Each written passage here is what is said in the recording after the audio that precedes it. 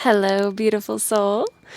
I am Brooke McGuire, and today we're going to explore why has choosing yourself been such a challenge? Sometimes we intend to step into a new direction in life, and we find ourselves feeling lost or finding ourselves back where we started. And why is that? It's actually pretty simple. It comes down to the fact that choosing yourself is easy, but committing to yourself is the challenge. And a challenge does not mean something to stray away from. A challenge does not mean you have to hustle for it. A challenge simply means it's something that is going to evolve you into a version of yourself that actually has the capacity for the change you're seeking in your life. So we'll start with the example of someone choosing to go to the gym for whatever reason to better themselves, maybe to feel more alive in their body, maybe to they want to feel more attractive in their body. There's no right and wrong. Whatever their intention is, they have made a choice, they've made a decision to go to the gym. And now, maybe after a week of going to the gym every day and they've been doing great, they start to hit a lull. And they don't go one day. And then they don't go the next day. And then they come to find out a week or two later that just doesn't work for me. I don't want to do it. I'm done. And then they find themselves back in the habits of watching TV and eating endless snacks, for example. At this point, where someone has realized, oh, I didn't stay committed to my decision.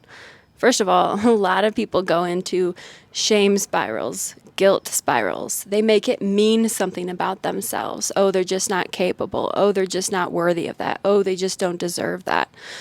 Sometimes this happens unconsciously, and that's where they just get stuck in like I'm a person who has a pattern, a history of disordered eating and binge eating. So for myself, whenever I was in this situation, I would shame myself, and my shaming of myself would bring me deeper into binging, which would fuel the problem that I was trying to solve to begin with. So what does a person do at that point? Well, they have to look within. They have to reflect on themselves, and they have to reflect on that decision. Because here's the thing. Sometimes we make a decision to go to the gym every day. Maybe that wasn't a sustainable decision. But until we get to the point of reflection to see how can we pivot and move forward from here, you're never going to create change if you don't bring yourself into that reflection. Or you might create change, but you might do it in a forced way that actually goes against some of your own values and principles. If you really want change, it comes down to the commitment to yourself, not the commitment to the decision. Sometimes that decision has to ebb and flow. And that's what eventually brings us to what actually works for us. So for myself, actually walking is one of the most incredible things. Whether I'm walking trails and I'm deeply immersed in nature, or whether I'm walking in the neighborhood and I am connecting with the people that I'm seeing, whether I get to say hi to people or I'm just observing beautiful families playing at the park or dogs running around. But essentially, if we don't give ourselves the opportunity to come into ourselves, to have that relationship and conversation with ourselves, we might try to force ourselves to override our own intuition. And as a person myself who from an early age learned to abandon myself, to abandon my intuition, to abandon my emotions, all of that had clues to help bring me into what actually would work for me, to help me create a life that actually was aligned with me. If we're abandoning ourselves, if we don't know ourselves, how are we ever going to trust ourselves? And in order to create a lifestyle that actually works for that person who's trying to find maybe strength in their body, adaptability, or they just simply want to look better in a swimsuit, whatever it is, they have to be committed to something deeper. And it has to start with yourself. If you really want to create lifestyle change, It's not about being committed to a specific decision and then shaming and guilting and forcing yourself to stay stuck with it, even if you start to feel off with it. When we come in to reflect with ourselves, sometimes we realize, yeah, I have been resistant to going to the gym and I actually can continue forward, but maybe I need to go every other day, or maybe I need to go with a friend, right? But still, that's not the original decision we made. We are expanding it and we're allowing it to evolve to better support us. Or if we come into ourselves and we realize, I actually hate the gym, maybe you need to look for a new gym. Or maybe you need to try other activities, running on trails, even simply just walking on trails. Sometimes we commit to decisions that it's more of a commitment than we're actually capable of committing to. And that's just a recipe for failure. And why put yourself in that position? Because again, that can feed the loop and that can pull us back to the behavior and way of life that we didn't want to begin with. That's why we were creating a new decision, and that's why we were choosing ourselves in a new way. We choose ourselves every single day. We have the opportunity to choose ourselves every single day. How you wake up and start your day, how you end your day, everything you do in between. Are you taking care of the errands that you need to in order to support yourself and sustain yourself? Are you keeping up with the housework so that your home is cleanly and orderly in a way that is supportive and sustainable for you? I struggled with keeping up with all of that stuff for so long until I committed to myself, until I went on this journey of understanding who I actually am beneath all the conditioning and the crap that I accepted as true about reality or about myself through life. I had to come to understand myself. Then I was able to be from a place of knowing myself and making decisions and trusting myself to stay committed to myself. So if we can change ourselves to, instead of being like committed to this decision that I made, like I've committed to showing up and making videos, and I'm also open to supporting myself through that. There's a lot of emotions that come with following your purpose and doing things that make you uncomfortable. And instead of just being committed to, I'm going to do weekly videos, instead, I'm committed to myself. So how can I support myself so that I can sustain this dream, so I can sustain whatever I need to do every day or every week in order to make this dream possible? And I will tell you, I've tried to start my business over and over and over again. And the one thing that has changed everything for me is realizing it was never about the decision. It was about committing to myself and therefore trusting myself to do it. When we come into that reflection with ourselves, it is never about giving up. It is about truly listening to ourselves. Because if we're committed to ourselves, that means that we're not abandoning ourselves. That means we're not ignoring the parts of us that are trying to speak up. And maybe those parts of us are speaking up out of fear, but instead of trying to cut those off and shame them, which usually leads to issues itself, we actually can use it to listen, to understand, to hold space for that part of us that was hurt at some point in our life, that learned something that's not aligned with us at some point in our life, and we can redirect that part of us to join us on the journey of making our dreams possible. Listening and reflecting does not mean giving it up. It means approaching it from a new place with ourselves, from an actual place of authenticity.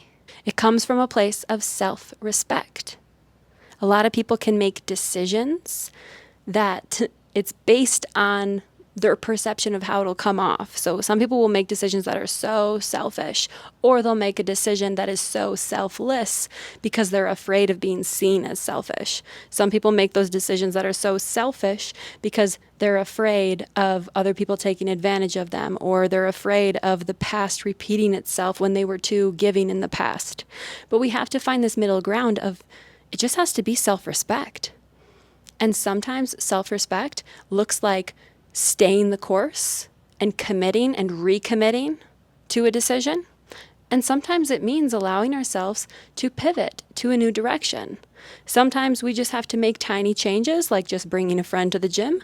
Sometimes we need to make a total pivot and realize the gym isn't working for me right now. So if I just go on a walk every day, that's where I'm going to start.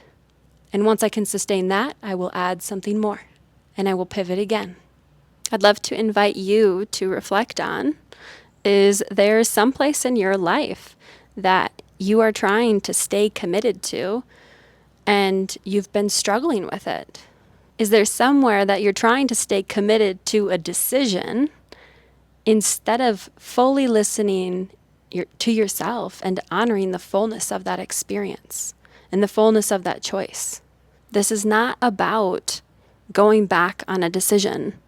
It's about going forward in a more aligned way so that it supports you, supports your dreams, supports what you came here to do in this beautiful world. So if you have a moment, sit with yourself. Take just a couple minutes of silence after this video and really reflect on, are there any parts of me that I'm not listening to here? And if I were to sit with myself, can I move forward? How can I move forward? What feels more aligned to move forward? What feels expansive instead of shutting me down? And to wrap this video up, I actually want to invite us deeper into a tapping. So if you've never done EFT, I will set this up so that you can fully understand and follow along, whether you have or haven't done tapping before. And I'll have a picture on the screen so you know where to tap. So when we're tapping on the hand point, we're tapping basically right here. You can tap on either one, you can tap on both. When we are tapping through the points, we're tapping on the top of the head. There's an eyebrow point here, side of the eye, under the nose, chin, collarbone. You're going to find your collarbone and it's like, I don't know how to explain it, but it's right here. And then we go under the arm. If you're a woman, it's like right at your bra strap. And then we go back to the top of the head and we flow through. So we'll start by tapping on the hand, and then to set us up, to invite us into this tapping. And then we will go into the actual tapping. And what do you actually get out of this tapping? What is the point of tapping? It actually allows us to be with the total experience of what's going on inside of us. Sometimes there are parts of us that are arguing or giving each other the silent treatment. Like anything that can happen between you and someone externally can happen internally.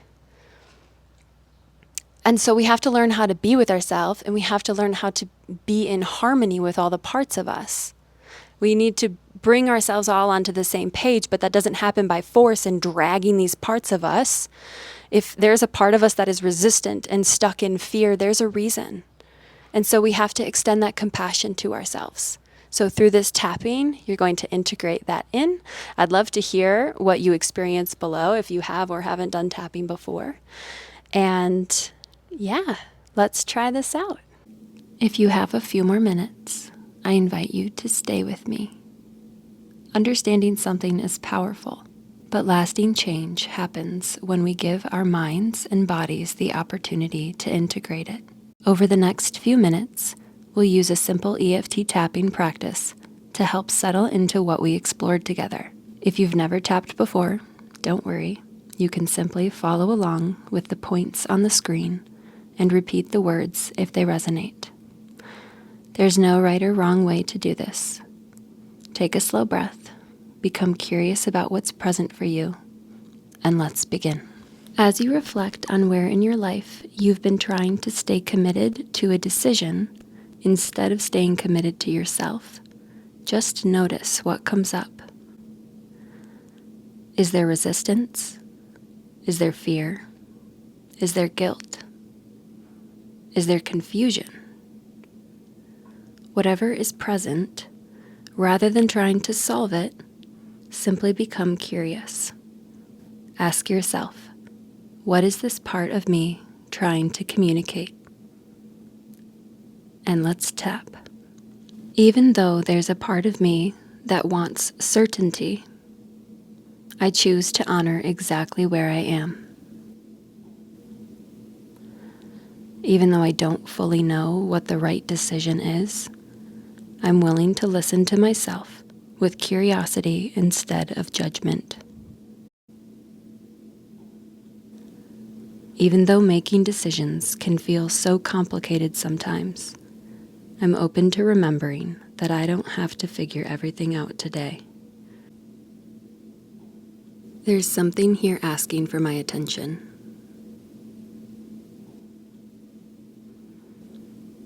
Instead of pushing it away, I'm willing to notice. What is this part of me trying to communicate? What is it trying to protect me from? I don't have to agree with it to become curious about it. Maybe this part has been carrying something for a long time. Maybe it simply wants to be heard. And today, I'm willing to listen.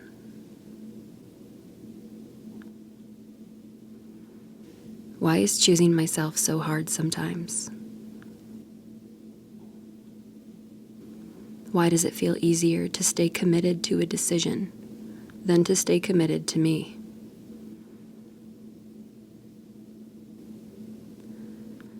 Maybe I've learned that changing my mind means I've failed.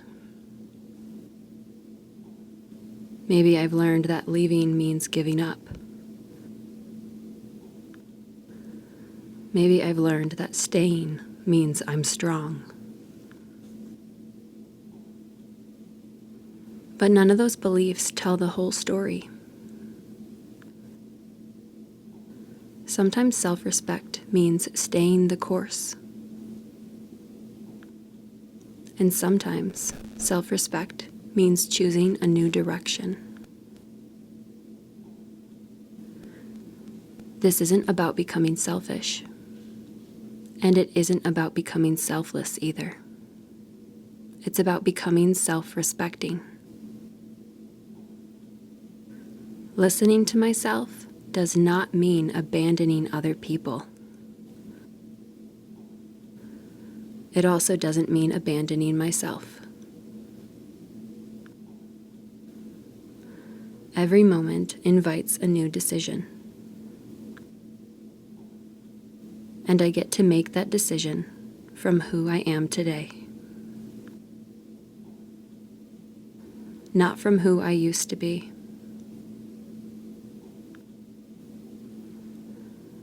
Maybe I don't need to stay committed to the decision. Maybe I simply need to stay committed to myself. Because when I'm committed to myself, I'll know when it's time to stay. I'll know when it's time to pivot. I'll know when it's time to rest.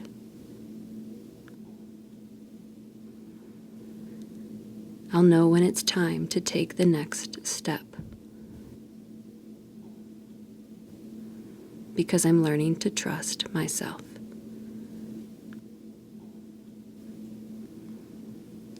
I don't need every answer today. I only need to stay connected to myself. I trust myself to keep listening. I trust myself to keep learning. I trust myself to make aligned decisions. Even when those decisions evolve, especially when they evolve. Because growth isn't going backward, it's becoming more fully myself.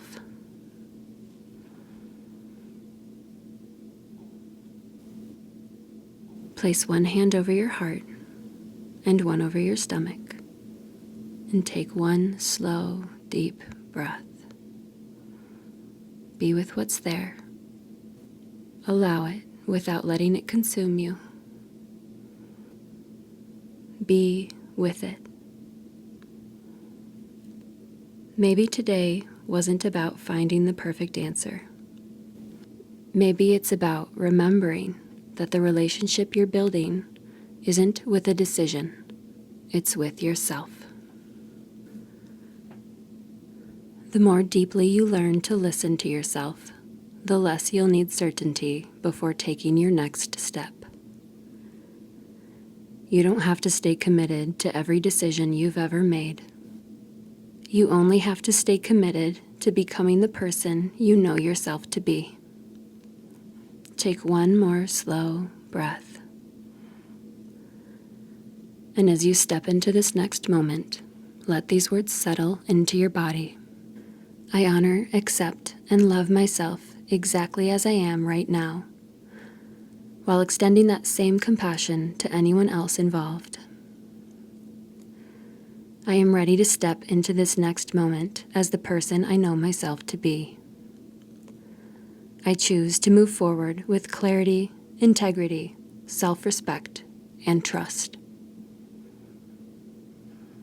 And from this place, I wish you a beautifully aligned day.